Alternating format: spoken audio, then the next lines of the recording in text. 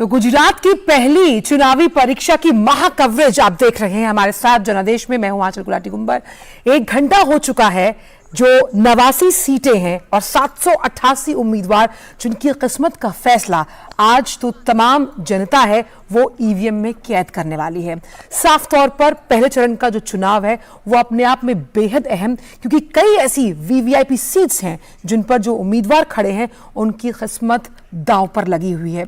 मुकाबला दिलचस्प, क्योंकि इस पूरे चुनावी महासमर में जहां हम बात कर रहे हैं भाजपा की, जो कि 1 दशक से ज्यादा इस वक्त सत्ता पर काबिज रही है, अगर गुजरात की बात की जाए, एंट्री हुई है आपकी, तो क्या कुछ बदलेगा? किस तरह का सियासी गठजोड़ है इन तमाम सीटों पर? किस तरह की तैयारी है चुनाव आयोग की? और कैसे जो फर्स्ट टाइम वोटर्स हैं, जिस तरह से प्रधानमंत्री ने अपील की कि कैसे आप अपने घरों से निकलकर इस लोकतंत्र के महापर्व में आकर वोट करें, क्योंकि एक वोट लोकतंत्र की सोच को बदल सकता है। हम इन सभी बातों पर जिक्र करेंगे। हमारे सारे तमाम जो रिपोर्टर्स हैं वो जुड़े हुए हैं ग्राउंड जीरो से। तो सबसे पहले हम अपने रिपोर्टर्स का रुख करते हैं, उसके बाद आपको बताएंगे वो तमाम सीट्स जहां पर एक कांटे की टक्कर देखने को मिल रही है। हमारे साथ शैलेंद्र मिश्र जुड़े हुए हैं, अभिषेक जुड़े कुछ देर में हमारे साथ जुड़े हुए हैं नीरज सूरत से। नीरज, सबसे पहले मैं आपके पास आना चाहूंगी। सूरत एक शहरी इलाका, सूरत का सूरत हाल इस वक्त क्या है, और खास तौर पर अगर नजर डाली जाए, क्योंकि ये अर्बन सिटीज में आता है, उम्मीद की जाएगी कि इस बार का वोटिंग परसेंटेज जो कुछ देर में सामने आएगा वो बढ़े। देखिए, बिल्कुल आंचल, वोटिंग परसेंटेज बढ़ेगा और हमारे कैमरामैन दिखाएंगे कि वो वोटिंग परसेंटेज किस तरीके से बढ़ रहा है। और ये जो आपको पीछे जो संख्या दिखाई दे रही है, ये वो वोटर हैं जो सुबह 8 बजे से ही यहाँ पर लाइन में लगे हुए हैं। लाइन है कि टूटने का नाम नहीं ले रही। लगातार जो लोग हैं वो अपने मत का प्रयोग करने के लिए यहाँ पर पहुंच रहे हैं, और बड़ी संख्या इसमें आंचल महिलाओं की है। तो महिलाओं को कह सकते हैं कि गर्व का विषय है, क्योंकि पिछले चुनावों में भी आपने देखा था आंचल के जो महिला हैं उन्होंने बढ़ चढ़कर हिस्सा लिया था मतदान में, और बड़ी संख्या में जो महिलाएं हैं वो हमें अभी भी सुबह मिली हैं। और सबसे बड़ी बात है कि जो यूथ वोटर है, जो फर्स्ट टाइम वोटर है, वो भी बड़ी संख्या में निकल। चलिए नीरज के पास दोबारा जाएंगे हम नीरज के पास दोबारा जाएंगे, लेकिन शैलेंद्र मिश्र हमारे साथ जुड़े हैं। शैलेंद्र, खास तौर पर हम अगर बात करें, क्योंकि जब हम पूरे गुजरात का जिक्र करते हैं, ये जो इस बार जिन 89 सीटों पर मतदान होना है, इसमें जो दक्षिण गुजरात है, सौराष्ट्र और कच्छ का इलाका है। अभी जिस पोलिंग बूथ पर आप मौजूद हैं, 1 घंटा हो चुका है, किस तरह का माहौल आप वहां पर देख पा रहे हैं? खास तौर पर जो फर्स्ट टाइम वोटर्स हैं, दिव्यांगजन हैं, बुजुर्ग हैं, उत्साह कितना चरम पर, या कह सकते हैं हाउस द जोश?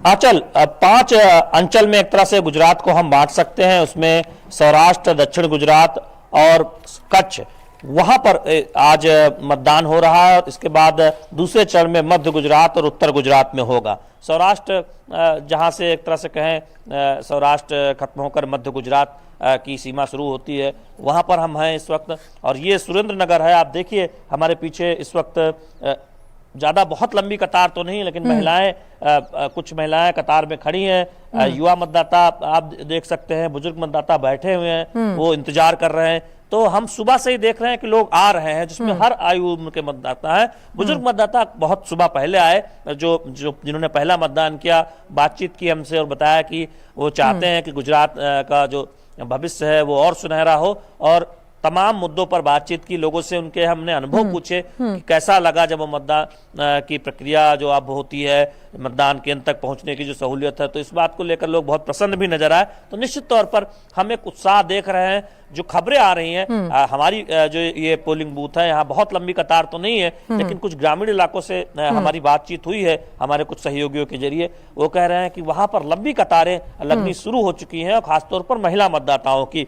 तो भले ही राजनीतिक दल उतना महिला मतदाताओं को उम्मीदवार बनाने में हिचकते हो, लेकिन जब भागीदारी की बात आती है लोकतंत्र के महापर्व में अपने मतदान की जिम्मेदारी को निभाने की, तो हम देखते हैं कि महिलाएं पीछे नहीं रहती और सुबह सुबह वो अपने सारे काम छोड़कर बड़ी संख्या में मतदान केंद्रों तक पहुंचती हैं। तो निश्चित तौर पर हर वर्ग, आयु वर्ग के मतदाता, उनमें हम एक उत्साह देखते हैं। हालांकि उनके लिए अलग अलग मुद्दे होते हैं, अलग अलग वो बातें करते हैं। जिन्होंने इससे पहले कई बार मतदान किया होता है वो अपने अनुभव बताते हैं कि कैसे पहले मतदान होता था, जब आज से 2 दशक पहले जब दिक्कतें होती थी, जब पोलिंग के किनारे तक निजी वाहन लाने में बहुत आसानी नहीं होती थी, बहुत देर इंतजार करना पड़ता था।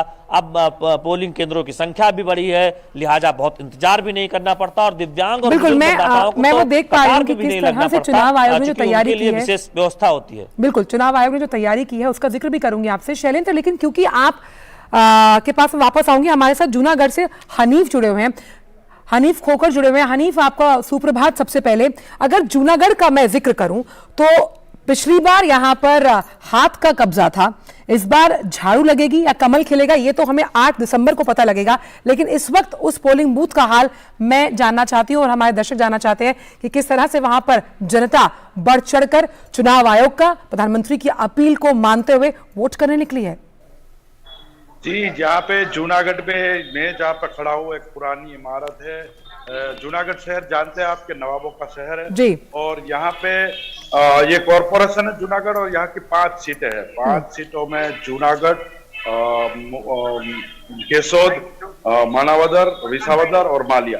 तो यहाँ पे सब जगह पे हमने ब्यौरा लिया है कि सब जगह अच्छा मतदान चल रहा है, मगर अभी सुबह सुबह है और लोगों में काफी उत्सुकता है, मगर जितनी कतारें जो दूसरी जगह पे देखने मिलती है ऐसी कतारें नहीं है। लोग आ रहे हैं मगर यहाँ पे शहरी इलाका है इसलिए यहाँ युवा अभी कम दिख रहे हैं, मगर एक हम अंदाज लगा सकते हैं कि 10 बजे के बाद युवाओं का और मतदान शुरू हो सकता है। अच्छा हनीफ, तो एक जो पहल इस बार चुनाव आयोग द्वारा खासतौर पर जूनागढ़ के लिए की गई है कि यहाँ पर एनिमल बूथ यानी कि पशु बूथ भी बनाया गया, ताकि जो किसान है, क्योंकि किसानों का सबसे बड़ा अगर हम कहें जो कमाई का जरिया है वो किसानी है, लेकिन उस पर कहीं ना कहीं असर ना पड़े तो वो अपने पशुओं के साथ बूथ पर आकर वोट डाल सकते हैं।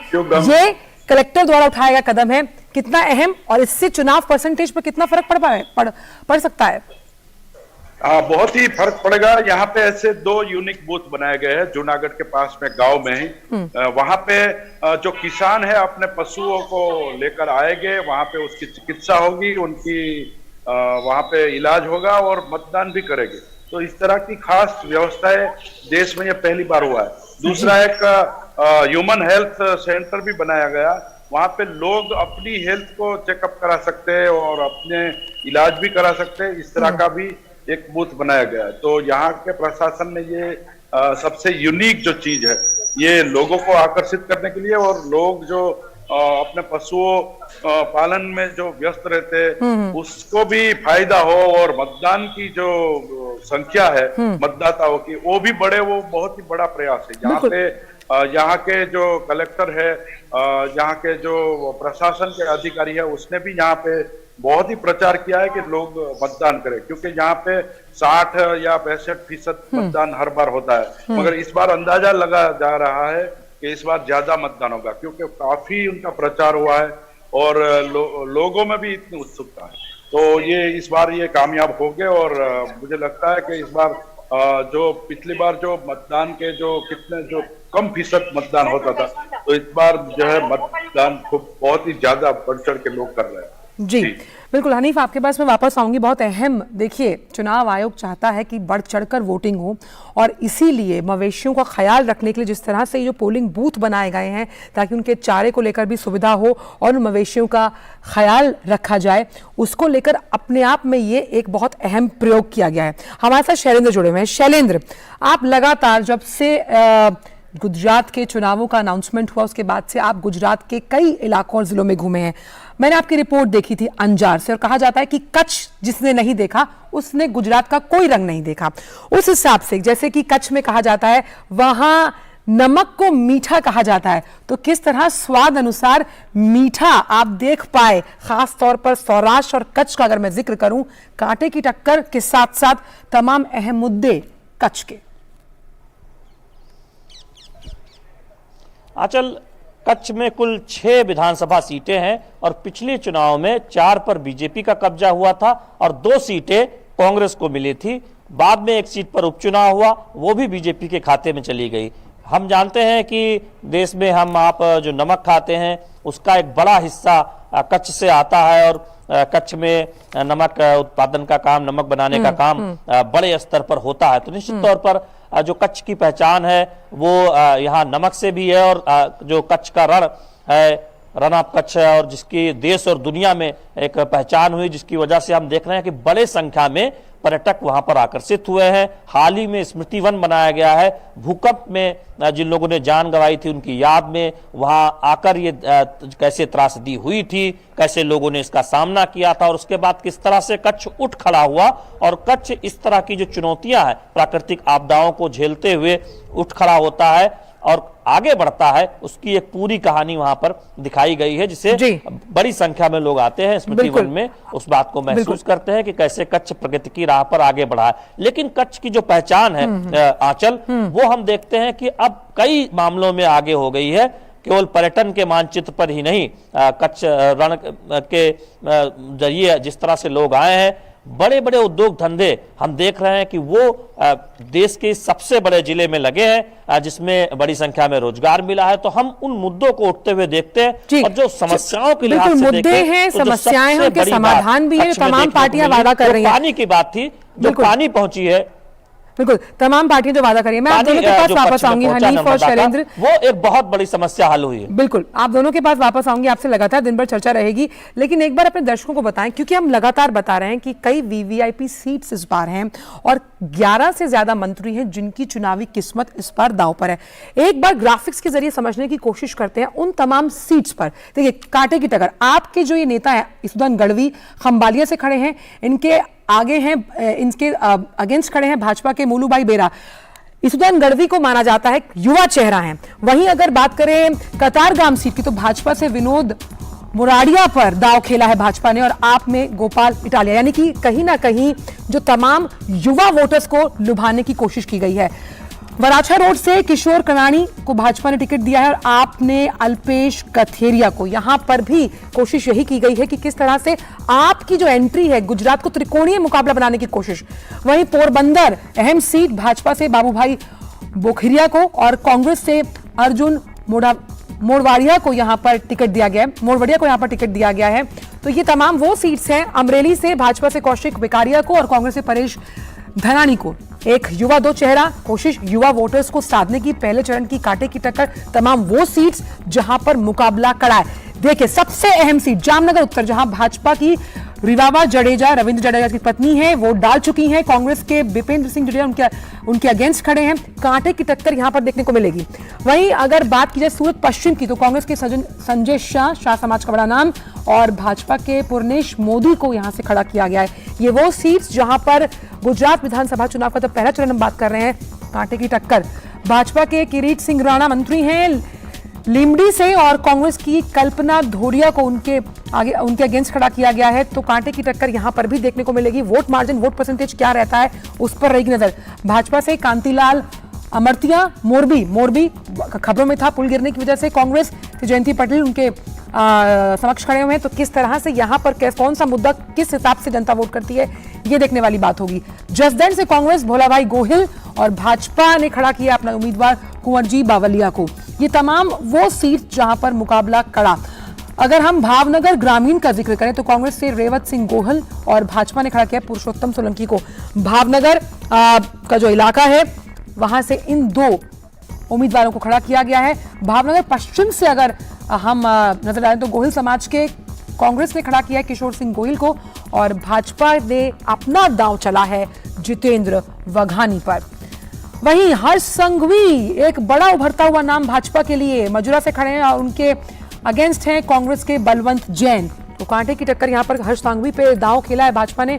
युवा चेहरा, उभरता हुआ चेहरा माने जाते हैं। देसाई समाज के बहुत बड़े नेता भाजपा कनु देसाई इस वक्त पारदी से खड़े हैं और पटेल समाज के नेता हैं जयश्री पटेल। कांग्रेस ने उन पर विश्वास जताया है। कितनी खरे उतर पाएंगी ये 8 दिसंबर को पता लगेगा। वहीं दर्शिता शाह भाजपा से खड़ी है, राजकोट पश्चिम की ये सीट है और कांग्रेस से मनसुख भाई कलारिया पर दांव खेला है कांग्रेस ने।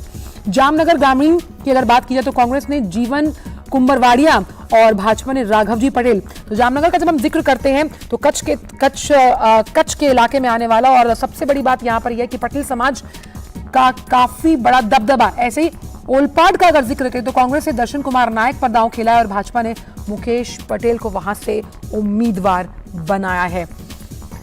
केशोड़ का अगर मैं जिक्र करूं तो कांग्रेस से हीरा भाई जोटवा पर दांव खेलती हुई कांग्रेस और भाजपा ने देवा भाई महालम, ये तमाम जो टिकट इस बार बांटे गए ध्यान में कई मुद्दों को ध्यान में रखकर बांटे गए, जिसमें सबसे ज्यादा अब जिस तरह से आपके जो ईसुदान गढ़वी हैं खंबाली से जिन्हें खड़ा किया गया और भाजपा ने मुलू भाई बेरा को खड़ा किया है, एक बहुत बड़ा नाम उन्होंने बनाने की कोशिश की क्योंकि युवाओं को साधने की कोशिश है और क्योंकि हमने आपको तमाम वो सीट्स दिखाई जहां कांटे की टक्कर है। इसी पर मेरे साथ बात करने के लिए नीरज जुड़े हुए हैं। नीरज, हमने कुछ सीट्स का जिक्र किया जो हाई प्रोफाइल सीट्स हैं, जिनमें अगर मैं बात करूं तो रिवाबा जडेजा की सीट है, ईशुदान गढ़वी पर कहीं ना कहीं आपने भरोसा जताया है। ये जो तमाम वीवीआईपी सीट्स है जहां पर कांटे की टक्कर है, आप क्योंकि लगातार वहां पर मौजूद हैं, जनता का मूड क्या है, किस तरह से जनता परख रही है, सोच रही है, मुद्दों पर जा रही है, चेहरों पर जा रही है, ये आप जो मूड को भांप पाए वो अगर आप हमारे साथ साझा कर सकते हैं तो। देखिए बिल्कुल कहीं कहीं जनता चेहरे पर जा रही है और कहीं कहीं जनता पार्टी पर जा रही है और कहीं कहीं जनता जो मुद्दे हैं उन पर जा रही है। ये तीनों ऐसे विषय हैं जिनके आधार पर जो मतदाता है वो अपने मत का प्रयोग कर रहा है, घरों से निकलकर मतदान केंद्रों पर पहुंच रहा है। आपने बिल्कुल सही बात कहा कि 11 मंत्री ऐसे हैं जिनकी किस्मत का फैसला जो प्रथम चरण है उसको तय करेगा ये प्रथम चरण। और इसके साथ साथ ही दूसरी सबसे बड़ी बात है कि हर्ष संघवी सूरत से चुनावी मैदान में है और गृह मंत्री हैं और भारतीय जनता पार्टी खासतौर से गुजरात में उनका एक बड़ा नाम है। इसके अलावा जो स्वास्थ्य मंत्री हैं वो भी सूरत से चुनावी मैदान में। अर्जुन मोडवाडिया कांग्रेस के जो उम्मीदवार हैं वो पोरबंदर से चुनावी मैदान में। रिवाबा जडेजा और एक बड़ी इंटरेस्टिंग जो लड़ाई है वो जामनगर में देखने को मिल रही है क्योंकि रिवाबा जडेजा चुनावी मैदान में है, उनके पति उनका साथ दे रहे हैं, जबकि नंदन उनके खिलाफ प्रचार कर रही हैं। घर से ही कंपटीशन है, प्रचार कर रही हैं तो कहीं घर में ही। हाँ, और सबसे बड़ी बात है कि जो उनके ससुर हैं उन्होंने भी कांग्रेस पार्टी के पक्ष में अपील की है मतदाताओं से वोट करने की। तो बड़ी इंटरेस्टिंग लड़ाई देखने को मिल रही है। भरूच में ऐसी लड़ाई देखने को मिल रही है, भाई भाई के सामने खड़ा हुआ है, तो वो भी एक बड़ी इंटरेस्टिंग लड़ाई है, एक भाई भारतीय जनता पार्टी से और एक भाई कांग्रेस पार्टी से।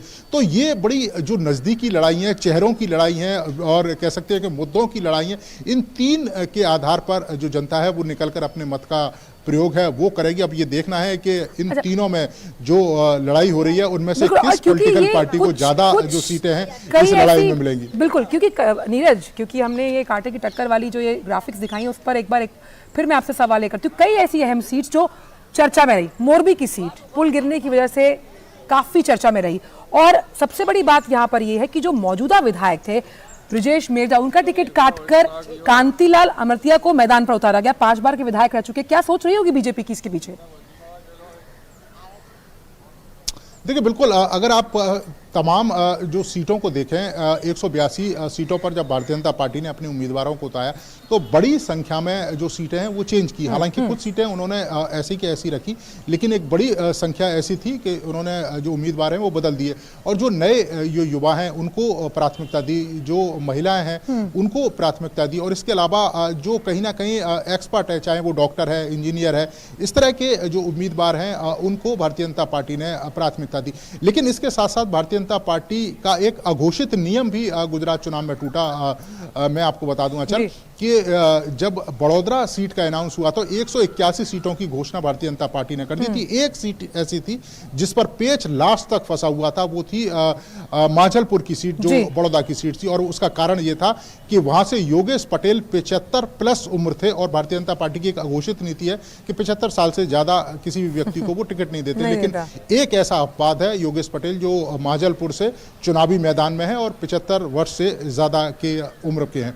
तो ये तमाम जो पहलू हैं इन चुनावों में देखने को मिला है और चूंकि ये जो सीटें हैं जो हार जीत का फैसला 30 से 35 सीटें हैं जहां पे हार जीत का फैसला 130 से लेकर और 3-4 हजार के बीच में हुआ था, ये ऐसी सीटें हैं जिन पर दोनों ही पॉलिटिकल पार्टियों की निगाह है और इन्हीं सीटों पर आम आदमी पार्टी भी लगातार कोशिशें कर रही है तो वो अपनी जो संख्या है उसको बढ़ाने के लिए। तो बड़ा दिलचस्प मुकाबला देखने को मिल रहा है। बिल्कुल, ये जो आप बात कह रहे हैं नीरज, क्योंकि त्रिकोणीय मुकाबला है और इसी त्रिकोणीय मुकाबले का जिक्र मैं शैलेंद्र से भी करना चाहूंगी क्योंकि शैलेंद्र भी लगातार गुजरात में बने हुए हैं। शैलेंद्र, खंबालिया की सीट का जिक्र करते हैं। पहले चरण में जो ये देवभूमि द्वारिका है, खंबालिया सीट से ईसुदान गढ़वी को आपने उतारा और ओबीसी समुदाय से आने वाले एक बड़ा चेहरा है गढ़वी, और इसके खिलाफ मुलू भाई बेरा को उतारा गया है। कांग्रेस ने अपने मौजूदा विधायक को इस बार उतारा है, विक्रम माडम को दोबारा उतारा इस बार चुनावी मैदान में। तो इस सीट पर भी मुकाबला त्रिकोणीय, खासतौर पर जिस तरह से आप लगातार दम भर रही है कि भाई इस बार का वोट परसेंटेज उनकी वजह से कहीं ना कहीं गिरता हुआ भाजपा का आने वाले समय में। जी देखिए आंचल, जिस सीट की आप बात कर रहे हैं जहां से यशोदान गढ़वी बीजेपी के मुकाबले आम आदमी पार्टी से चुनाव मैदान में है, कांग्रेस के प्रत्याशी भी वहां मैदान में है, उस सीट पर आम आदमी पार्टी को जरूर उम्मीद है कि वहां पर आम आदमी पार्टी मुख्य टक्कर में होगी। लेकिन अगर आप पहले चरण में देखें जहां पर मतदान हो रहा है, हम तमाम ऐसी सीटों पर चुनाव प्रचार से खत्म होने से पहले गए, वहां पर दरअसल मुकाबला सीधे बीजेपी या फिर कांग्रेस के बीच, दोनों दलों के बीच नजर आया। आम आदमी पार्टी संघर्ष करती नजर आई। तो ऐसे में त्रिकोणीय मुकाबला पहले चरण की अधिकांश सीटों पर होगा, ये ऐसा लगता नहीं है, ऐसा एक तरह से संकेत मिले नहीं। कुछ सीटों पर जरूर आम आदमी पार्टी ने कोशिश की है कि वहां उनके उम्मीदवार बेहतर प्रदर्शन करें और मुकाबले को त्रिकोणीय बनाएं। चूंकि यशोदान गढ़वी आम आदमी पार्टी के सीएम उम्मीदवार हैं, सीएम पद के उम्मीदवार हैं, तो ऐसे में निश्चित तौर पर उस सीट पर सभी की निगाहें हैं और आम आदमी पार्टी की उम्मीदें भी उस सीट से बहुत है। लेकिन उस सीट पर भी हम देखें तो आम आदमी पार्टी एक कड़े मुकाबले में फंसी है, निश्चित तौर पर वहां पर त्रिकोणीय मुकाबले की स्थिति बनी है। तो ये एक समीकरण हम देखते हैं। सौराष्ट्र, कच्छ और जो दक्षिण गुजरात की सीटें जहां पर आज मतदान हो रहा है, पहले चरण में 89 सीटें हैं 19 जिले की, इनमें हम ज्यादातर सीटें ऐसी हैं जहां में देखते हैं कि सीधे मुकाबले की स्थिति बनती दिखाई दे रही है। त्रिकोणीय मुकाबले की कुछ सीटें ही हैं जहां पर ये कह सकते हैं कि त्रिकोणीय मुकाबले की स्थिति बनी है, या पर कुछ जगह पर एक आध सीट ऐसी है जहां पर निर्दलीय या बागी उम्मीदवार वो मुकाबले में आने की कोशिश और जद्दोजहद करते दिखाई दिए। तो कैसे प्रदर्शन होगा आम आदमी पार्टी का, कितनी बड़ी एंट्री होगी, या फिर वो गुजरात में अपनी जो शानदार एंट्री करने के प्रयास में थे उसमें सफल होंगे या उनको सफलता नहीं मिलेगी, ये तो नतीजे बताएंगे। लेकिन चुनाव प्रचार के दौरान ऐसा लगा नहीं कि आम आदमी पार्टी के उम्मीदवार ज्यादातर जगहों पर त्रिकोणीय मुकाबले की स्थिति बनाने में सफल होते नजर आ रहे हैं। तो अब त्रिकोणीय ना भी हो मुकाबला के लिए चुनौती है गुजरात में वो कैसा प्रदर्शन कर पाती जी। शैलेंद्र, त्रिकोणीय ना भी हो मुकाबला लेकिन रोचक जरूर है। 2 सीट्स पर, एक सीट से आपसे जानूंगी और फिर बात करूंगी नीरज से। ये सीट जो है उसको हम वराछा सीट बोल रहे हैं, तो पाटीदारों का गढ़ मानी जाती है ये सीट, और पाटीदार आंदोलन का प्रमुख चेहरा रहे अल्पेश कथीरिया को आम आदमी पार्टी ने उतारा। वहीं बीजेपी के पूर्व मंत्री किशोर कनानी जो हैं वो चुनावी मैदान में हैं, कांग्रेस से प्रफुल्ल तोगड़िया यहां पर खड़े हैं। तो पाटीदार बहुल सीट पर बीजेपी हालांकि लगातार जीत दर्ज कर रही है, लेकिन अल्पेश कथीरिया को उतारकर भले त्रिकोणीय मुकाबला आप ना मान रहे हो, लेकिन रोचक जरूर कर दिया है आप पार्टी ने। देखिए, हम ये जानते हैं कि पाटीदार परंपरागत तौर पर देखें तो बीजेपी के साथ कई चुनाव में रहे हैं। किसानों के मुद्दे और पाटीदार आंदोलन के परिप्रेक्ष्य में जब पिछला चुनाव हुआ था, तब हमने देखा था कि कई सीटों पर कांग्रेस पार्टी को पाटीदारों का साथ मिला था, और यही वजह है कि सौराष्ट्र में कांग्रेस पार्टी का प्रदर्शन बेहतर रहा था। लेकिन इस बार हालात बदल चुके हैं।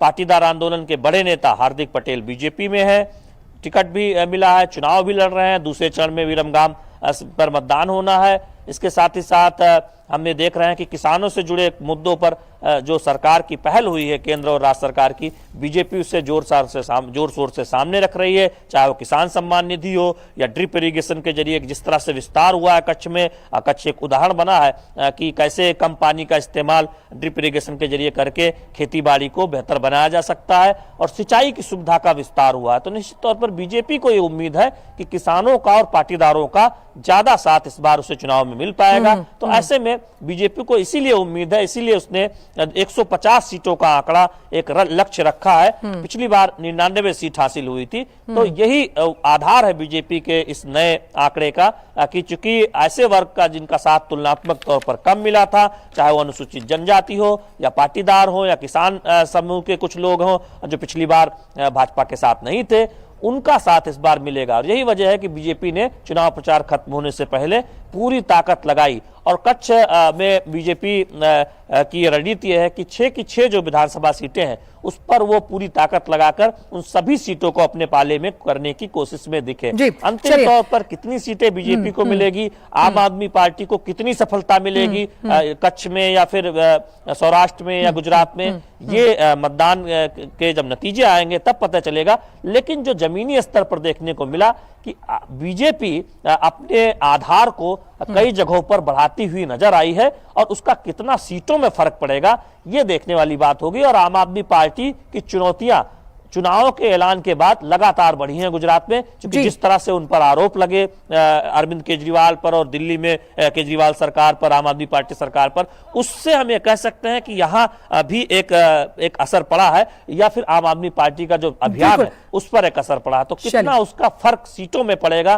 कितनी एंट्री शानदार होगी या बिल्कुल असफल होगी आम आदमी पार्टी के लिहाज से, ये देखने वाली बात। चलिए, क्योंकि हम लगातार हाई प्रोफाइल सीट्स का जिक्र कर रहे हैं, हमारे साथ मौजूद हैं नीरज भी। नीरज, अगर राजकोट की बात की जाए, सबसे बड़ी हाई प्रोफाइल सीट्स में राजकोट पश्चिम का नाम आता है, खासतौर पर कर्म भूमि मानी जाती है ये प्रधानमंत्री नरेंद्र मोदी की, और जो पूर्व मुख्यमंत्री हैं गुजरात के उनके भी। यहाँ से बीजेपी ने दर्शिता शाह को उतारा है और सबसे अहम बात यह कि 1985 के बाद से कभी भी भाजपा यहाँ से नहीं हारी। किस तरह का मुकाबला आप वहाँ देख पा रहे हैं इस हाई प्रोफाइल सीट पर?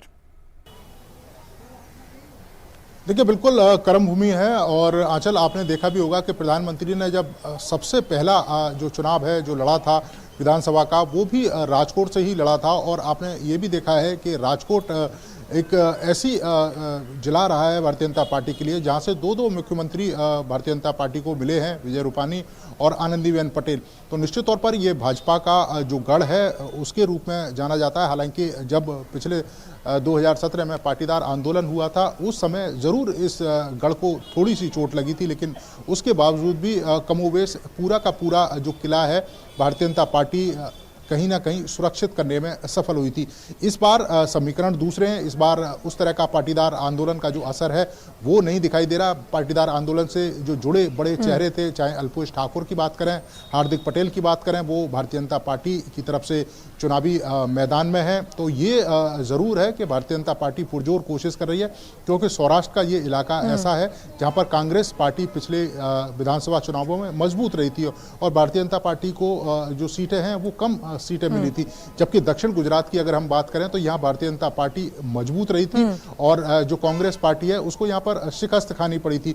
तो ये एक तरह का समीकरण है। लेकिन आज के परिदृश्य में अगर हम देखें तो हम कह सकते हैं कि राजकोट अभी भी भारतीय जनता पार्टी की मजबूत पकड़ में है। हालांकि ये तो अब जनता तय करेगी कि भारतीय जनता पार्टी के उम्मीदवार को चुनावी इस चुनाव में जीत दिलाती है या कांग्रेस या आम आदमी पार्टी को। लेकिन हाँ, इतना जरूर है कि भारतीय जनता पार्टी आश्वस्त है अपने इस किले को लेकर और यही कारण है कि इस किले के तमाम जो सेनापति हैं वो अब भारतीय जनता पार्टी की सेना में। बिल्कुल, किले को लेकर आश्वस्त है। लेकिन जसदान की सीट पर सेंधमारी की भी कोशिश भाजपा की रहेगी, उस पर भी बात करेंगे। शैलेंद्र खुद जोड़ना चाह रहे हैं जो नीरज कहे थे। शैलेंद्र बोलिए। मैं कह रहा था आंचल कि अगर आप देखें रिबाबा जडेजा हो जो चुनाव लड़ रही हैं बीजेपी से, या फिर राजकोट की सीट से डॉक्टर दर्शिता शाह, बीजेपी ने कोशिश की है कि इस बार ज्यादा से ज्यादा पढ़े लिखे लोगों को, ज्यादा से ज्यादा युवाओं को टिकट दिया जाए। और पिछले चुनाव के मुकाबले देखें तो बहुत ज्यादा संख्या में नए उम्मीदवारों को और साथ ही साथ युवा उम्मीदवारों को मौका दिया गया। पैथोलॉजिस्ट हैं, डॉक्टर दर्शिता शाह युवा उम्मीदवार हैं, डिप्टी मेयर रह चुकी हैं। रिबाबा जडेजा मैकेनिकल इंजीनियर है, जो एक ऐसा पेशा है जिसमें इंजीनियरिंग में तो बहुत सारी लड़कियां जाती हैं लेकिन मैकेनिकल ब्रांच लेने में हिचकिचाती हैं। लेकिन रिबाबा जडेजा मैकेनिकल इंजीनियर हैं, उसके बाद राजनीति में आई हैं। तो इस तरह से हम देख रहे हैं कि बहुत ऐसे युवा चेहरों को बीजेपी ने टिकट दिया है और उनकी बड़ी चर्चा है। वीआईपी सीट भी जो कहीं मानी जाती है, राजकोट की सीट हो या फिर जामनगर की सीट हो, और साथ ही साथ कुछ युवा और चर्चित चेहरे भी हैं। तो ये कितना सफल होगा युवा नेताओं को टिकट देना, क्योंकि हमने देखा है कि बड़ी संख्या में जो बुजुर्ग नेता है, जो अनुभवी नेता है, उनको संगठन के काम में लगाया गया है, दूसरी जिम्मेदारी दी गई है।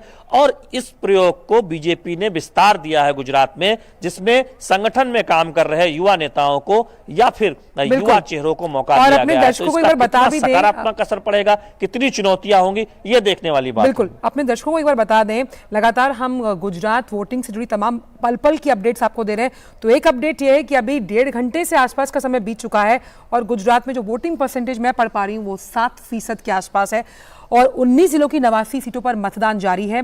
और जिन सीट्स का हम जिक्र कर रहे हैं, बहुत अहम बात आपने कही है शैलेंद्र की, पढ़े लिखे युवाओं को इस बार टिकट देकर तरजीह दी गई है। लेकिन सबसे अहम बात यहां पर यह है कि कई दागी भी हैं और सबसे ज्यादा दागी आप पार्टी से हैं जिन्हें टिकट दिया गया है, जो पार्टी ये कहकर चुनावी मैदान पर उतरी थी कि वो अलग है, भ्रष्टाचार नहीं करती और लोगों के लिए खड़ी है। ये अपने आप में थोड़ा विरोधाभासी। आइए अब नजर डालते हैं कि 2019 में जब लोकसभा चुनाव हुए थे उनके आंकड़े किस ओर इशारा करते हैं। तो 2019 के चुनावों के परिणाम आपको बताएं। गुजरात लोकसभा चुनाव की अगर हम बात करें तो भाजपा 26 की 26 सीटों पर जो जीत हासिल की, कांग्रेस के खाता भी नहीं वहां पर खुल पाया था, ना ही निर्दलीय वहां से एक भी सीट अपने खाते में डाल पाया। तो ये 2019 के चुनाव परिणाम हैं जो हमने आपके समक्ष टीवी स्क्रीन के जरिए रखे हैं। वहीं अगर बात की जाए कि जो मत था, जो परसेंटेज था, वो क्या रहा, देखिए 63% वोटिंग परसेंटेज रहा, बल्कि 63% से ज्यादा। कांग्रेस का जो वोट शेयर रहा है वो 32.5% और निर्दलीय का 2% से थोड़ा सा ज्यादा। तो ये जो चुनाव का जो लोकसभा में जो चुनावों के परिणाम का वोटिंग परसेंटेज है, आप यहीं से अंदाजा लगाइए कि भाजपा का जो मैंडेट है वो अपने आप में काफी मजबूत, ये जो चुनावी जो आंकड़े हैं ये उसी तरफ इशारा करते हुए। और क्योंकि कुल जो मत प्रतिशत रहा, यानी कि कितना वोटिंग परसेंटेज रहा, वो 64% से ज्यादा रहा है। अगर हम वोटिंग परसेंटेज का जिक्र करें जहां पे लोगों ने अपने घरों से निकलकर वोट किया, बिल्कुल, तो वोटिंग परसेंटेज हम देख पा रहे हैं लोकसभा चुनाव से जुड़ा हुआ। और अगर हम बात करें कि किस तरह से वोटिंग परसेंटेज को बढ़ाने के लिए लगातार कोशिशें की जा रही हैं, प्रधानमंत्री ने भी अपील की कि घरों से निकलकर वोट करें, वोट की अपील लगातार की जा रही है। हमारे साथ हनीफ जुड़े हुए हैं। हनीफ, क्योंकि हम वोटिंग परसेंटेज को लेकर जिक्र कर रहे हैं, कोशिश यही है कि तमाम जो इस बार की सीटें हैं, जिन 19 जिलों की 89 सीटों पर वोट डाले जा रहे हैं, जहां अगर वोटिंग परसेंटेज थोड़ा कम भी रहा है भाजपा का, तो पूरी कोशिश चुनाव प्रचार प्रसार में, रोड शो के द्वारा, डोर टू डोर कैंपेन के द्वारा, चुनावी जनसभाओं के द्वारा यही की गई कि कैसे इस वोटिंग परसेंटेज को बढ़ाया जाए। जी बिल्कुल, इस बार का जो चुनाव है वो सोशल मीडिया पर ज्यादा डिपेंड था, क्योंकि इस बार है हमें अखबारों से भी जानना मिला, मीडिया से भी जानना मिला कि ये जो प्रचार हो रहा है सब जगह पे, जो पॉलिटिकल पार्टी अपना प्रचार कर रही है, उसमें काफी गिरावट है, उसमें खर्चा भी कम हुआ है। ऐसे भी हमें बातें सुनने मिली है कि जितने पहले पोस्टर लगते थे, जितने पहले रैलियों में जितना खर्च होता था, इतना खर्च नहीं किया गया। अभी ज्यादा सब लोग हैं, वो जो उम्मीदवार है वो सोशल मीडिया पर डिपेंड है और अपना खुद का सोशल मीडिया प्लेटफॉर्म का उपयोग करके वो लोगों को रिझाने की कोशिश की है। तो इसलिए कहीं ना कहीं जो हमें जो चुनाव का माहौल जो दिखना चाहिए वो बिल्कुल यहाँ पे कम दिखाई देता है। लोगों को हम पूछते हैं तो वो कहते हैं कि हमें तो ऐसा लगता ही नहीं कि चुनाव चल रहा है। तो लोगों में इतना इंटरेस्ट भी नहीं है, मगर आज जो मतदान है उसके ऊपर जो कैसा उनका असर होता है वो अभी मतदान होने के बाद पता चलेगा। आपने बताया कि लगभग 65% के आसपास ही यहाँ पे मतदान होता है, मगर इस बार प्रशासन ने और चुनाव आयोग ने भी बहुत ही कोशिश की है। और मैंने आपको बताया और फिर से बता दूं कि यहाँ पे एक नया प्रयोग भी किया गया है, एनिमल हेल्थ आपने बताया था जी। हाँ जी, तो इस तरह से बहुत कोशिश की गई है, मगर अभी देखना पड़ेगा कि कितना प्रतिशत बढ़ा है। बिल्कुल जी, बिल्कुल आपके पास वापस आऊंगी हनीफ। हमारे पास साथ शैलेंद्र जुड़े हुए हैं। शैलेंद्र, क्योंकि वोटिंग परसेंटेज का हम जिक्र कर रहे हैं, सबसे हम यहाँ पर यह कि हमने देखा कि प्रधानमंत्री ने भी अपील की, मुख्य चुनाव आयुक्त है, सुबह हमने उनका मैसेज दिखाया जिस पर साफ तौर पर उन्होंने कहा कि अपने घरों से निकलें और इस लोकतंत्र के महापर्व में अपनी हिस्सेदारी दें। लेकिन जो एक अहम बात उन्होंने कही कि जिस तरह से तमाम जो युवा हैं जो मोबाइल फोन्स पर होते हैं, एक क्लिक से कोई वीडियो लाइक कर देते हैं, किसी वीडियो में पार्टिसिपेट करते हैं, उसी तरह से इस ईवीएम वीवीपैट का बटन दबाकर भी 5 साल के लिए उस उम्मीदवार को जिताएं जो कि उनकी उम्मीदों पर खरा उतरता है। कितना अहम आप देख पा रहे हैं, आप लगातार वहां मौजूद रहे, आपने युवाओं से बात की कि क्या छुट्टी का दिन तो नहीं समझ रहे हैं, और समझ रहे हैं अपनी इस सामाजिक सरोकार से जुड़ी अहम जिम्मेदारी को, क्योंकि तभी वो नेताओं से जवाब करने का हक रखते हैं अगर उन्होंने वोट किया है तो।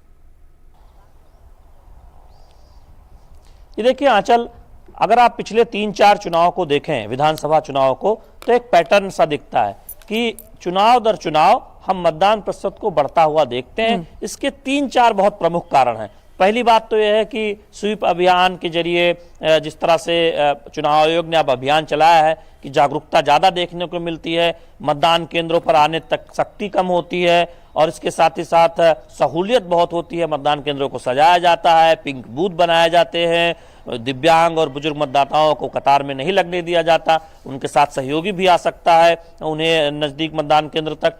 इस तरह के अभियानों का असर पड़ा है। स्थानीय लोगों को ब्रांड एम्बेसडर बनाया जाता है। हम कच्छ में कई लोगों से मिले जो बाहर कहीं काम करते हैं, सिर्फ मतदान की अपनी जिम्मेदारी समझते हुए गुजरात में आए हुए हैं मतदान करने के लिए। तो लोग समझ रहे हैं अपने सरोकार को। और अगर आप आज से 2 दशक पहले जाएं तो मतदान अगर 60% हो जाता था तो बहुत प्रसन्नता होती थी, चुनाव आयोग भी प्रफुल्लित होता था, लोग भी सोचते थे कि बहुत अच्छा मतदान हुआ है। लेकिन अब देख रहे हैं कि जो मतदाता सूची है उसमें निरंतर सुधार हुआ है। जैसे ही अब उसी सूची को लगातार अपग्रेड किया जाता है, लोगों में जागरूकता बढ़ी है, चुनाव आयोग ने खूब मेहनत की है, जनता ज्यादा से ज्यादा जागरूक हुई है, नए मतदाता जो बनते हैं पहली बार उनमें ज्यादा उत्सुकता रहती है। तब हम कमोबेश 70% के आसपास मतदान होता हुआ कई चुनावों में देख रहे हैं। पिछले चुनाव में भी 70% में थोड़ी कसर जरूर रह गई गुजरात में, लेकिन उसके आसपास मतदान पहुंचता हुआ दिखाई दिया। कुछ जगहों पर 70% तक मतदान हुआ, उससे ज्यादा भी मतदान हुआ।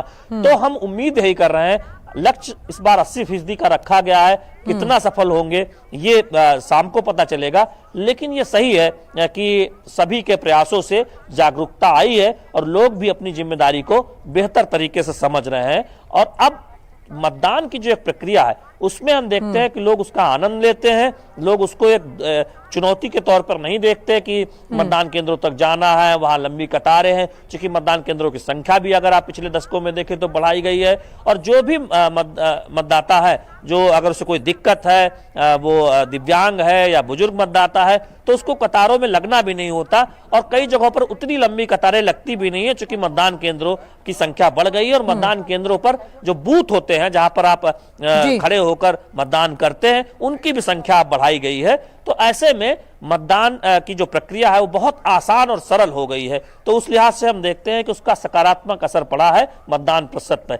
एक जो अंतर अभी बना हुआ है वो ये है कि ग्रामीण इलाकों में ज्यादा लोग घरों से निकलते हैं और शहरी इलाकों में थोड़ा कम निकलते हैं। लेकिन हमने देखा है कि चुनाव दर चुनाव वो अंतर भी थोड़ा सा घटता जा रहा है। अगर ये अंतर पूरी तरह से घट जाए तो हम ये कह सकते हैं कि 3-4% मतदान में और इजाफा देखने को मिल सकता है। जैसे ग्रामीण इलाके ज्यादा से ज्यादा निकलते हैं, अगर उसी तरह शहरी इलाके निकले। जी, तो गुजरात के जो प्रदेश अध्यक्ष है भाजपा के CR पाटिल, उन्होंने वोट डाला है और उन्होंने साफ तौर पर यह भी कहा कि औकात बताने वालों को, जो उनकी औकात का बयानबाजी, जो हमने आरोप प्रत्यारोप का एक दौर देखा जिस तरह से प्रधानमंत्री पर अमर्यादित शब्दों का इस्तेमाल किया गया, उन्होंने कहा इन चुनावों में वो सब कुछ पता लग जाएगा। आप देख रहे हैं भाजपा के प्रदेश अध्यक्ष गुजरात में CR पाटिल, उन्होंने अपना वोट कास्ट किया है।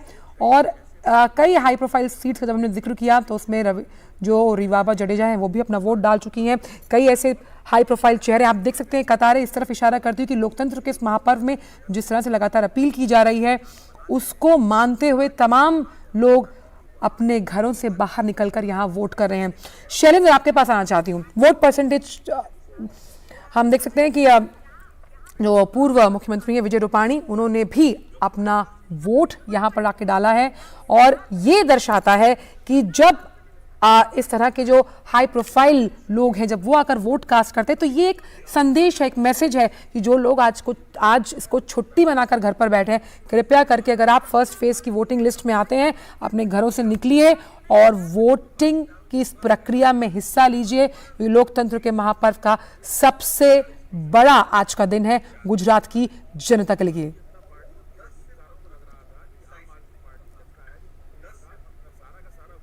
और आप देख रहे हैं कि किस तरह से ये तैयारी जो है, ईवीएम मशीन वहाँ पर है और लोग लगातार वोटिंग करने के लिए जा रहे हैं और वोटिंग की इस प्रक्रिया को सुदृढ़, पारदर्शी, जवाबदेह बनाने के लिए लगातार चुनाव आयोग काम करता हुआ। शैलेंद्र हमारे साथ जुड़े। शैलेंद्र, जिस तरह से हमने देखा कि जो भाजपा के प्रदेश अध्यक्ष हैं गुजरात के सीआर पाटिल, उन्होंने वोट डाला, साफ तौर पर उन्होंने ये भी कहा है कि जिस तरह की बयानबाजी की गई है, खास तौर पे अमर्यादित बयानबाजी प्रधानमंत्री को लेकर, वो जो उसका जो जवाब है वो वोटिंग परसेंटेज बताएगा, गुजरात की जनता बताएगी 8 दिसंबर को।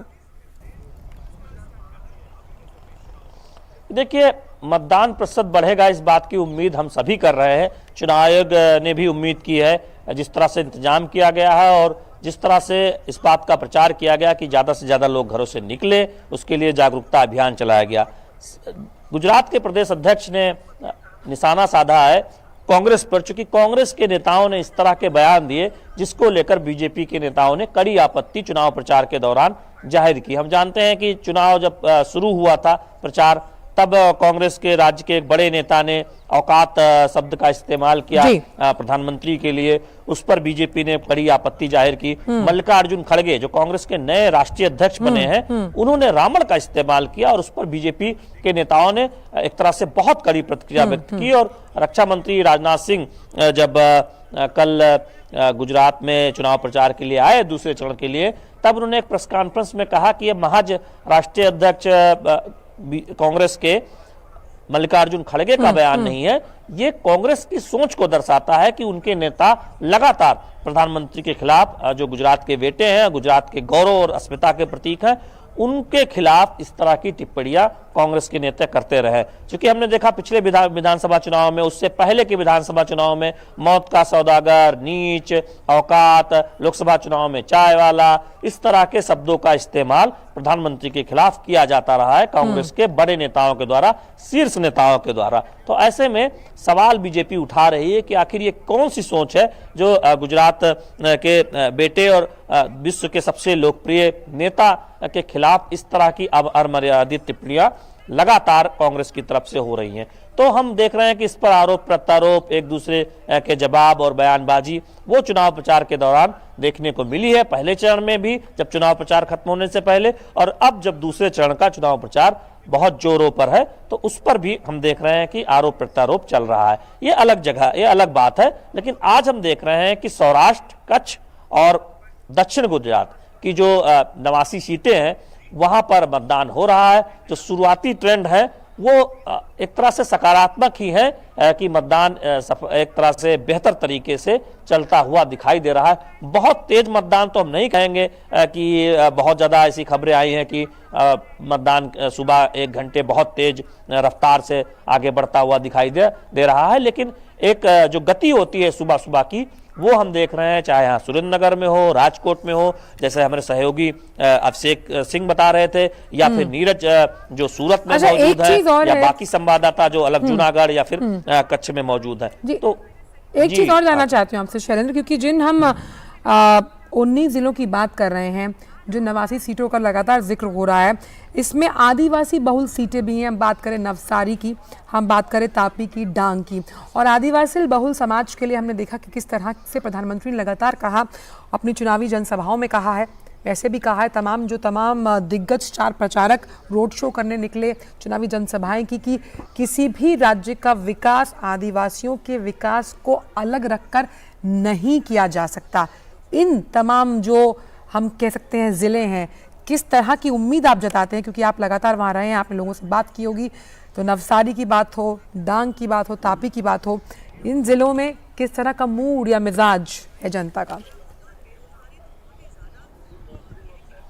देखिए, नवसारी, डांग, तापी या नर्मदा जहां स्टेच्यू ऑफ यूनिटी बनाया गया है, जिसका फायदा हम देख रहे हैं कि आदिवासियों के बच्चों को, छात्रों को, जो वहां पर रोजगार के नए अवसर पैदा हुए हैं उसमें मिल रहे हैं। निश्चित तौर पर परंपरागत तौर पर अगर देखें तो कांग्रेस को काफी साथ मिलता रहा है आदिवासियों का गुजरात में, तुलना अगर करें। लेकिन इन चुनावों में बीते कुछ वर्षों में स्थितियां बदली हैं, पिछले चुनाव में भी थोड़ी स्थितियां बदली थी। हालांकि कांग्रेस का प्रदर्शन ठीक ठाक रहा था आदिवासी बहुल इलाकों में, लेकिन इस बार बीजेपी का बहुत जोर रहा है आदिवासी जो समाज से आने वाले स्वतंत्रता सेनानी रहे हैं, उनको देश और दुनिया में ज़्यादा से ज़्यादा लोग जाने, उनके गौरव गाथाएं और गौरव दिवस बनाने का काम किया गया। बिरसा मुंडा भगवान की जिस तरह से कहानी हम जानते हैं कि काफ़ी उसको प्रचार प्रसार किया गया, आदिवासी नायकों को सभी जान पाएँ, उसका बहुत प्रचार प्रसार किया गया। आदिवासियों के कल्याण के लिए तमाम सामाजिक योजनाओं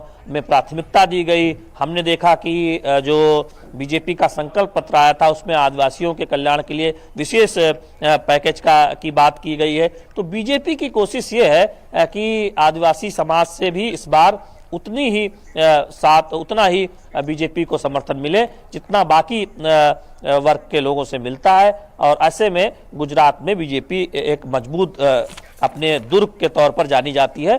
सभी वर्गों से उसे कमोबेश कम या ज़्यादा सहयोग मिलता रहा है, लेकिन कोशिश ये है बीजेपी की कि हर वर्ग से ज़्यादा सहयोग मिले, जिससे एक इतिहास सीटों के मामलों में रचा जा सके। और यही वजह है कि कोई कोर कसर नहीं छोड़ी गई है। और इस बात का बहुत जोर शोर से जिक्र भी किया गया है कि देखिए, नर्मदा में आज स्टैच्यू ऑफ यूनिटी बना है तो उसका कितना फायदा आदिवासी समाज के बच्चों को मिल रहा है, उनको पढ़ाई लिखाई के अवसर मिल रहे हैं, उनको नौकरियों के अवसर मिल रहे हैं, उनका स्किल डेवलपमेंट हो रहा है। और साथ ही साथ आदिवासी बहुल इलाकों में जो बुनियादी ढांचा है उसको बेहतर करने का काम हो रहा है। आदिवासी बाहुल इलाकों में एक राजमार्ग बने डेडिकेटेड, उस पर संकल्प पत्र में बात कही गई है। तो निश्चित तौर पर हम देखते हैं कि बीजेपी ने अपनी कोशिश की है पूरी तरह से कि आदिवासी समाज को ज्यादा से ज्यादा अपने पक्ष में किया जाए। अब कितना उसका असर होगा सीटों के मामले में, ये जब नतीजे आएंगे तब हम जिलेवार उसका विश्लेषण कर राजनीतिक समीक्षक बता पाएंगे कि उसका कितना फायदा हुआ, जो आदिवासियों के कल्याण पर जोर दिया गया है, या फिर आदिवासी समाज के गौरव को बढ़ाने का काम केंद्र सरकार और गुजरात सरकार ने मिलकर बीते वर्षों में किया है। निश्चित तौर पर उसका कितना राजनीतिक तौर पर असर पड़ेगा, सीटों के लिहाज से असर पड़ेगा, ये नतीजे बता पाएंगे। बिल्कुल। अब हम चलेंगे हनीफ के पास, जूनागढ़ से मौजूद है। हनीफ, क्योंकि आप जूनागढ़ में हैं, आपने आज जब वोटिंग शुरू हुई उससे पहले भी जनता से वहां पर बात की होगी। प्रमुख मुद्दों के हिसाब से अगर मैं जूनागढ़ का जिक्र करूं, क्योंकि लगातार हम वहां पर बोल रहे हैं किसानी इलाका है, वहां पर लोग मवेशियों का पालन करके अपना जीवन निर्वाह करते हैं, तो इस तरह की जो तमाम वहां जनता अगर मौजूद है, उनके प्रमुख मुद्दे क्या हैं, क्या उम्मीदें हैं उनकी, जूनागढ़ से जो खड़े हुए उम्मीदवार हैं, और सबसे अहम बात, मूड और मिजाज बदलता हुआ किस तरफ इशारा कर रहा है? जी हाँ, बिल्कुल।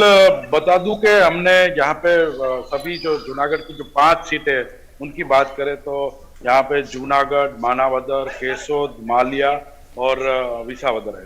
तो किसानी इलाका है, कहीं कहीं पे कोली मतदारों का प्रभुत्व है, तो कई इलाकों में मुस्लिम मतदार भी ज्यादा है। तो इस तरीके से अगर हम देखें तो लोगों का जो मिजाज है वो उसमें सबको महंगाई के बारे में सब ज्यादा लोग बोल रहे हैं। विकास हुआ है यहाँ पे, बहुत ही अच्छा विकास हुआ है। जूनागढ़ का जो डेवलपमेंट होना चाहिए वो भी हुआ है। यहाँ पे प्रधानमंत्री ने जो अपना एक ड्रीम था, जो रोपवे प्रोजेक्ट, जूनागढ़ का जो रोपवे प्रोजेक्ट को यहाँ पे साकार किया, अभी वो सबसे दुनिया का एक सबसे अच्छा। आपको रोकना चाहूंगी हनीफ, आपको रोकना चाहूंगी। बड़ी खबर आ रही है क्योंकि G20 की अध्यक्षता आज औपचारिक तौर पर भारत को मिलने वाली है। इसको लेकर प्रधानमंत्री ने ट्वीट किया है, इसको एक बार बता दें। It's time to get inspired by our spiritual traditions which advocate oneness and work together to solve global challenges। ये वक्त है प्रेरणा लेने का, अपने आध्यात्मिक जो हमारे ट्रेडिशंस रहे हैं, जो एकता के साथ साथ काम करने का जो जज्बा है, और साथ ही साथ उसकी तरफ इशारा किया प्रधानमंत्री ने कि कैसे ये जो भारत की सोच है, वो जो वैश्विक चुनौतियां हैं उनसे निपटने के लिए कारगर साबित होगी। यही वक्त है कि हम प्रेरणा लें अपने आध्यात्मिक उन ट्रेडिशन से, जो इस बात पर लगातार इस बात पर डटा रहता है, हमारा जो ये आध्यात्मिक ट्रेडिशन है कि कैसे एक साथ मिलकर काम करना है, वैश्विक चुनौतियों से लड़ना है। वसुदेव कुटुंबकम की अगर मैं कहूं इस वक्तव्य को चरितार्थ कर रहा है प्रधानमंत्री का ये ट्वीट, जो आज G20 की अध्यक्षता औपचारिक तौर पर भारत की झोली में आई है। ये भारत का कद जो वैश्विक मंचों पर हमने देखा, चाहे हम बात करें आसियान की, चाहे हम बात करते हैं G20 की, जहां पर प्रधानमंत्री ने बेहद सरल शब्दों में कहा, ये दौर युद्ध का दौर नहीं है। कूटनीतिक लिहाज से हर समस्या का समाधान होना चाहिए और उनकी इस बात को मैं कहूं कि तमाम जो वैश्विक नेता हैं, राष्ट्राध्यक्ष रहे हैं, उन्होंने इसको साफ तौर पर माना और कहा कि ये जो सोच है वसुधैव कुटुंबकम की सबको साथ लेकर चलना है, इसी सोच के साथ आगे बढ़ना है। और लगातार भारत एक सॉल्यूशन प्रोवाइडर, एक फैसिलिटेटर के तौर पर पूरा विश्व भारत को देख रहा है। जब हमने देखा कि जब जो राष्ट्रपति हैं इंडोनेशिया के जोको विडोडो, जब उन्होंने ये अध्यक्षता भारत को सौंपी तो साफ तौर पर ये जो खुशी थी और एक जवाबदेही के साथ, एक पारदर्शिता के साथ ये जिम्मेदारी भारत के कंधों पर आई। क्यों? क्योंकि लगातार भारत सॉल्यूशंस और समाधान का जिक्र कर रहा है। इस वक्त हम जानते हैं कि रूस और यूक्रेन के युद्ध को लेकर जिस तरह से अगर हम बात करते हैं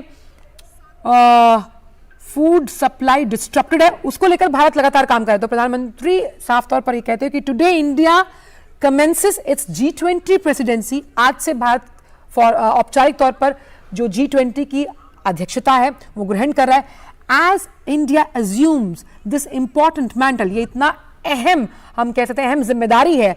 I ask myself, can G20 go further still?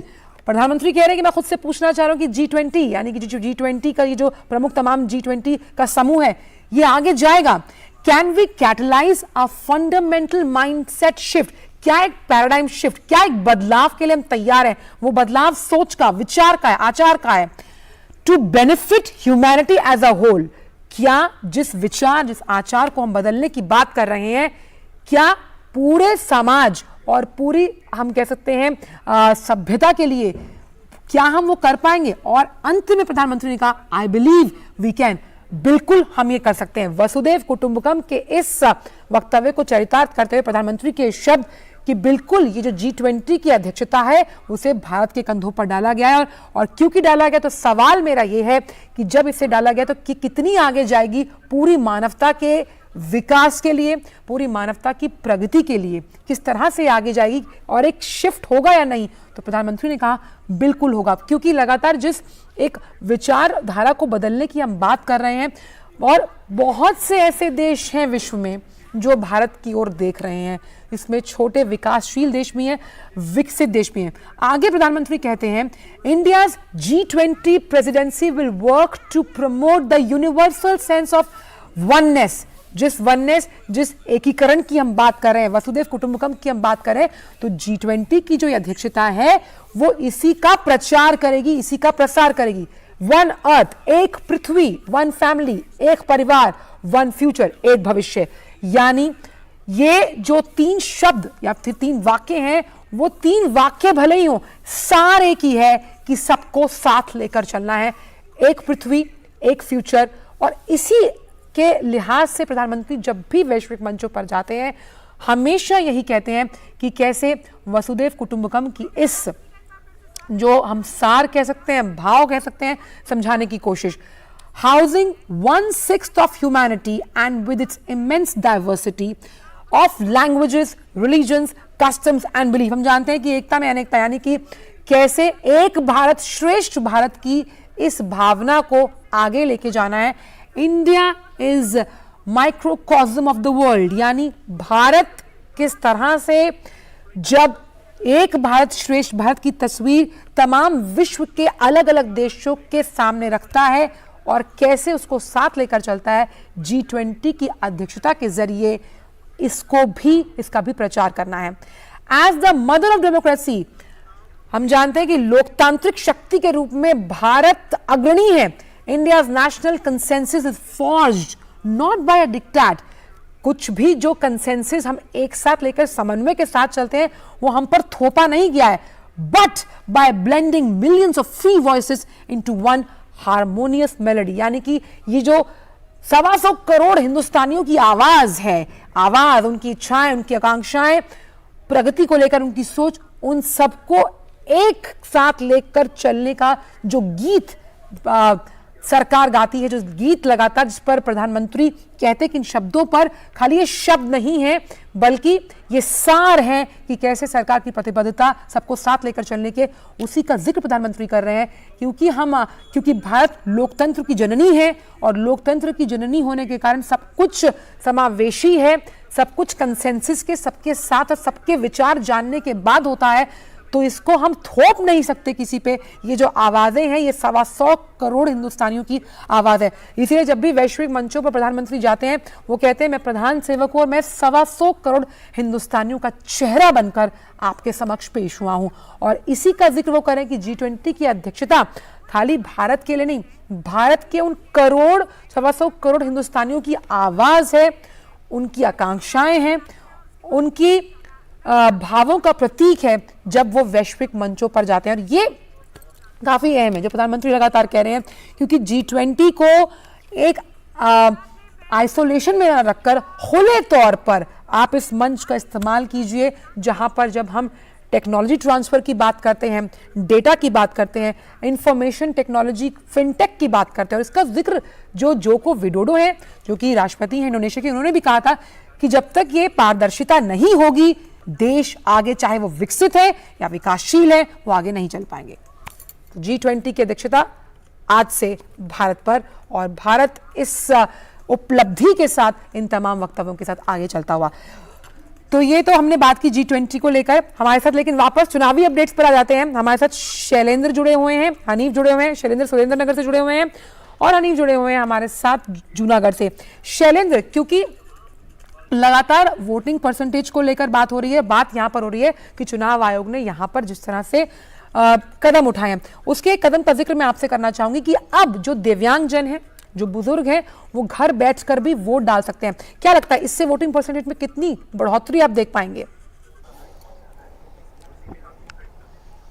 ये देखिए, इसका एक फर्क पड़ता है, मनोवैज्ञानिक असर ये पड़ता है कि जो दिव्यांग हैं वो सोचते हैं कि उनको दिक्कत होती है, तो उनको सहयोगियों के साथ बिल्कुल पोलिंग केंद्र तक आने देना, साधन से आ सकते हैं, इसके साथ ही साथ उनको बाकी छूट देना, बुजुर्ग मतदाताओं को कतार में लगने से छूट देना, इस तरह की जो पहल की गई है उससे निश्चित तौर पर एक असर पड़ता है कि लोग अपने घरों से निकलना चाहते हैं, या फिर लोग अपने मतदान के प्रति और जागरूक होते हैं कि जब चुनाव इतनी पहल कर रहा है कि वो सुनिश्चित कर रहा है कि बुजुर्ग मतदाता और दिव्यांग मतदाता जरूर मतदान करें, अपने अधिकार का प्रयोग करें, तो निश्चित तौर पर उसका एक असर पड़ता है। दूसरी बात हम देखते हैं कि जब मतदान के चुनाव के ऐलान से पहले जो मतदाता सूची को अपग्रेड करने का जो अभियान चलता है घरों घर, उसमें हम देखते हैं कि ये एक बड़ा अभियान होता है जिसमें लगातार जो युवा मतदाता हैं, जो पहली बार बने मतदाता हैं, उनको जोड़ा जाता है।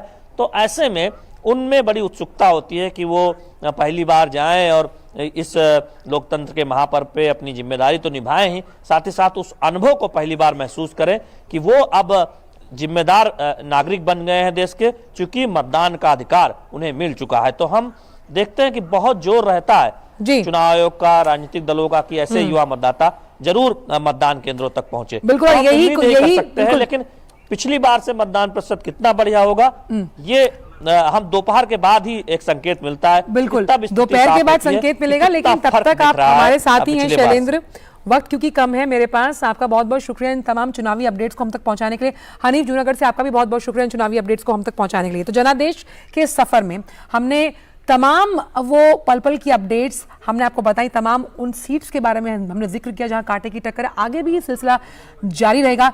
एक और अपील इस मंच के माध्यम से लगातार गुजरात की जनता के लिए कि एक वोट लोकतंत्र की सोच को बदल सकता है। अगर आप घर पर हैं, निकलिए घर से बाहर और वोट जरूर डालिए। तो जनादेश में फिलहाल इतना ही। आगे आप देख सकते हैं न्यूज़ 10 मेरे सहयोगी चंद्रशेखर जोशी के साथ। दीजिए इजाजत, नमस्कार।